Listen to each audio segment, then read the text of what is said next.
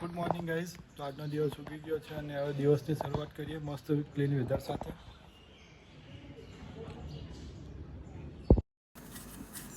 Brush કરી લીધું, brush કરીને નાહીને તૈયાર થઈ ગયો. પછી પી લીધું દૂધ અને નાસ્તો કરી લીધો. પછી નીકળ્યા ક્લાસમાં જઈ અને ધવલની હતી પ્રેઝન્ટેશન. બધાના જગ્યાએ બીજા એક અલગ જ આખી આઈડી બની જાય. તો ગેમ્સ એન્ડ ક્વિઝ આપણે જોઈએ એટલે આપણે ફન ગેમ્સ છે આપણી પાસે, મેથ્સની છે, સાયન્સની છે. તો ક્યાં જવાનું? ધવલનું પ્રેઝન્ટેશન પટાવીને નીકળ્યા ઘરે જવા માટે. ઘરે આવીને જમી લીધું, પછી કરી લીધો જરાક આરામ. તો ફ્રેન્ડ્સ, બપોરે ગરમી હતી, થોડો આરામ કરી લીધો અને હવે જવાનું છે આપણે માર્કેટમાં. તો પહેલું ડેસ્ટિનેશન છે આપણું શાક માર્કેટ. તો ચાલો નીકળીએ શાક માર્કેટ જવા માટે.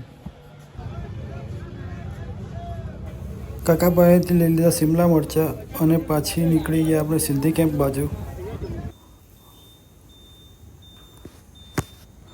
રસ્તામાં આવી ગયું પરમેશ ડાયમંડ અને પહોંચી ગયા છાપરા ચોકડી.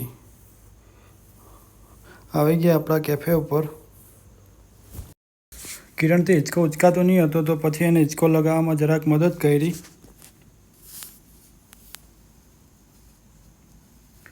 ને પછી કરતા હતા કારીગર કામ, તો એની જોડે આવી ગયા. અને રાજુને બ્લોગમાં આવું તો તૈયાર થયો, પછી શરમાઈ ગયો. સનસેટ થઈ ગયો છે, અહીંયાનો નજારો મસ્ત હતો. પછી કિરણ લઈને આવી ગયો ગોલુનો ફોન રિપેર કરાવીને.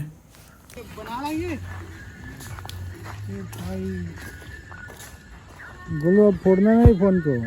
अब नहीं सर भी फोड़ना इस फोन को। क्यों फोड़ दिया था? वो थोड़ा गुस्सा आ गया था। व्हाट्सएप मैन, व्हाट्सअप डॉट आ रही। आज हम हमारे भाई के कैफे पे आ गए हैं और फुल मौज करने वाले और हैं। आप सबको भी आना है जल्दी जल्दी यहाँ का खाना टेस्ट करने प्लीज. દોસ્તા લોકો આવ્યા તો થોડી વાર બેઠા, એમની જોડે વાતો કરી અને ટાઈમપાસ કર્યો.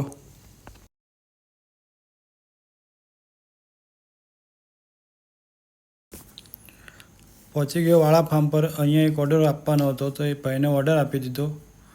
આવી ગયો કેફે પર.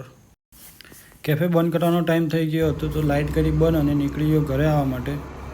ઘરે આવતા તો રોડ એકદમ જ ખાલી હતો. આજનો દિવસ આટલા સુધી. બ્લોગ ગમ્યો હોય તો લાઇક કરો, શેર કરો અને સબસ્ક્રાઈબ કરવાનું ભૂલતા નહીં. મળીએ નેક્સ્ટ બ્લોગમાં. Good night, take care.